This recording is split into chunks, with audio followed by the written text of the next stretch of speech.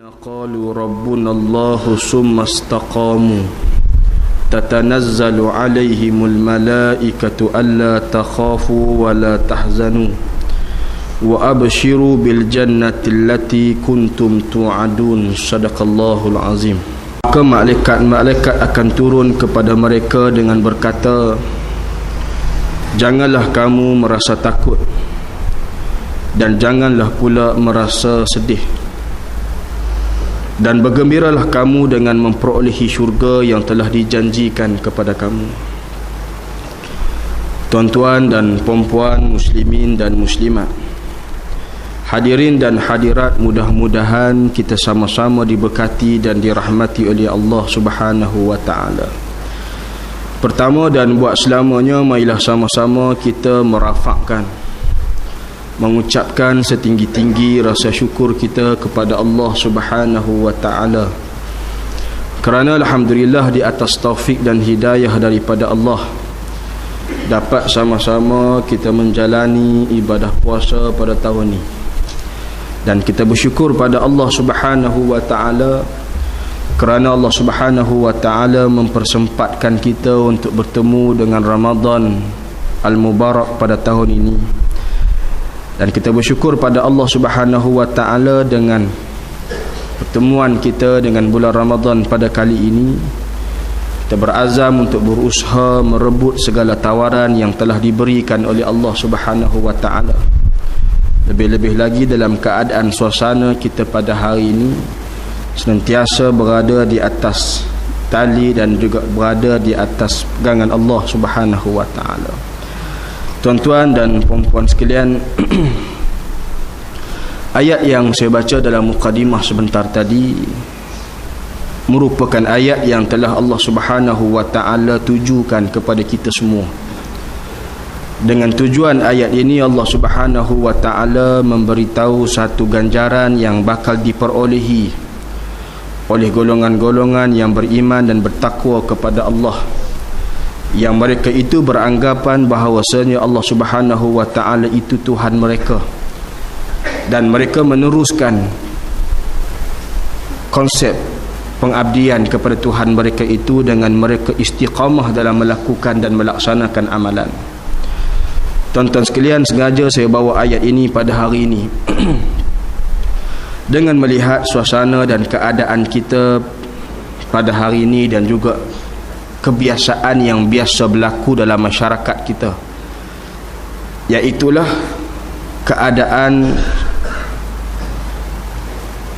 yang segelintir di kalangan kita merasakan cepat sangat putus asa dan cepat sangat hilang semangat dalam nak melaksanakan dan menunaikan kewajipan kepada Allah Subhanahu wa taala. Sebab tu dalam ayat ini Allah Subhanahu wa taala tujukan kepada orang-orang yang mengatakan qalu rabbunallah, Tuhan kami itu ialah Allah.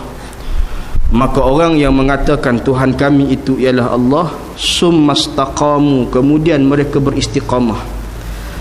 Beristiqamah di sini iaitulah mereka memberikan komitmen mereka untuk melakukan amal ibadah. Tidak mereka melakukan dan melaksanakan amal ibadah itu mengikut masa dan musim dan semangat semata-mata. Kita khawatir keadaan dan budaya masyarakat umat Melayu kita pada hari ini yang suka buat ibadat hanya ikut musim, buat ibadat hanya ikut semangat. Alhamdulillah, kita 10 Ramadan yang pertama ni mana-mana dan rata-rata masjid dan surau kita tengok, alhamdulillah, memenuhi di segenap ruang tempat corak akan penuh di masjid dan di surau-surau. Tetapi sayangnya apabila masuk 10 yang kedua, masuk 10 yang terakhir dan seterusnya, bagaimana saf-saf itu dah menjadi kurang. Di sinilah ayat ini menerangkan kepada kita orang yang mengatakan Rabbunallah, orang yang mengatakan Tuhan kami itu ialah Allah, sifat mereka summastaqamu, mereka kena istiqamah.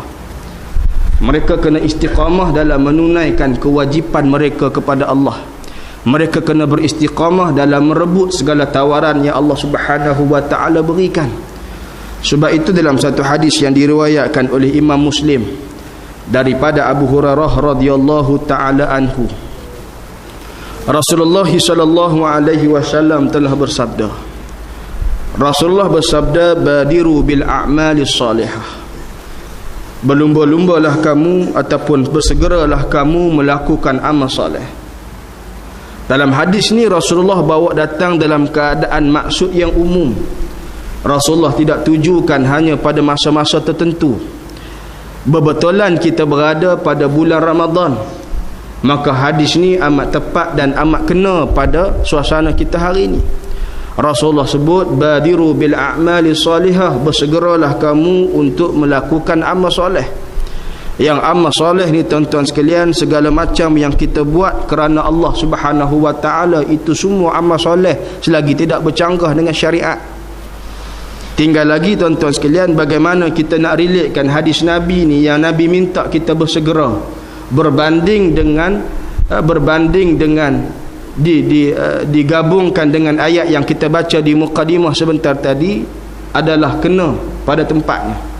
Maksudnya Allah Subhanahu wa taala sebut supaya kita beristiqamah dalam melakukan amal ibadah. Dalam masa yang sama juga bagaimana Nabi minta supaya kita bersegera untuk melakukan amal soleh. Kerana amal soleh ni dia tidak boleh tangguh, dia tidak boleh tunggu. Kita nak kata nak sedekah, tak apa ustaz, saya sedekah hujung Ramadan, dia tak boleh. Nak keluar sedekah lah ni awak keluar.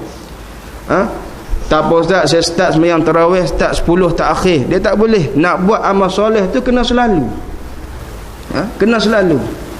Dan amal soleh yang terbaik ialah amal soleh yang berterusan. Namun begitu tuan-tuan sekalian, kenapa Nabi minta supaya kita bersegera?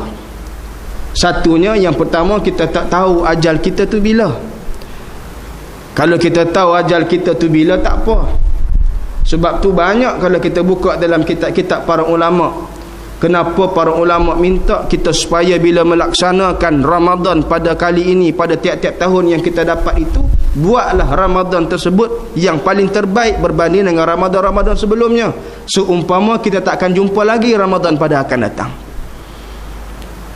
Oleh sebab itu bagaimana disebutkan supaya kita bersegera untuk melakukan, memperbanyakkan amal soleh, kerana ajal kita tidak tahu. Tu yang pertama. Yang kedua, Nabi SAW sebut dalam hadis ni, minta supaya kita bersegera melakukan amal-amal soleh ni, kerana Nabi kata, Nabi khawatir fasatakunu fitanun. Rasulullah khawatir kerana takut-takut sampai pada kita tu suatu zaman yang dipenuhi dengan fitnah. Yang apabila dipenuhi dengan fitnah, manusia yang asalnya dia strong, asalnya dia kuat, asalnya dia mantap untuk melakukan amal ibadah, dia tak boleh. Sebab apa? Disebabkan dengan fitnah. Fitnah tu apa dia tuan-tuan sekalian? Fitnah ni disebutkan oleh para ulama, iaitulah bagaimana hadis tersebut membawa satu isyarat pada zaman yang disebutkan sebagai akhir zaman, yang bagaimana akan keluar, akan datang banyak sekali fitnah-fitnah yang akan berlaku, sehingga mana tidak berhenti-henti, sehingga mana setiap sekali satu fitnah hilang akan datang fitnah yang lain.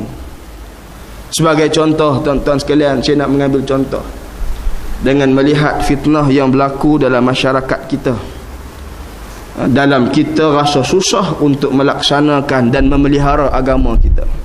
Mungkin kita duduk di Ubudiyah, duduk di Surgombak ni tak apa lah, sebab semayang tarawih pun, kuliah tazkirah pun penuh semua. Cuba bayangkan, kita cuba keluar setapak jauh sikit daripada tempat kita ni, kita tengok suasana yang ada, seolah-olah kita tu berada di tempat yang asing. Contoh yang saya nak sebut, dalam rata-rata kuliah saya duk bawa ini, sayangnya kita menyambut kedatangan Ramadan, kita hari ini dah 8, 7, menyambut kedatangan Ramadan di peringkat permulaan hari itu dalam keadaan segelintir di kalangan umat kita, umat Islam, melakukan dosa pada Allah. Kebetulan jatuh satu Ramadan pada tahun ini sehari sebelum berlakunya peristiwa sambutan 31 Ogos Merdeka. Kita duk rasa-rasa paling kurang dah esok ni raya, kok-kok lah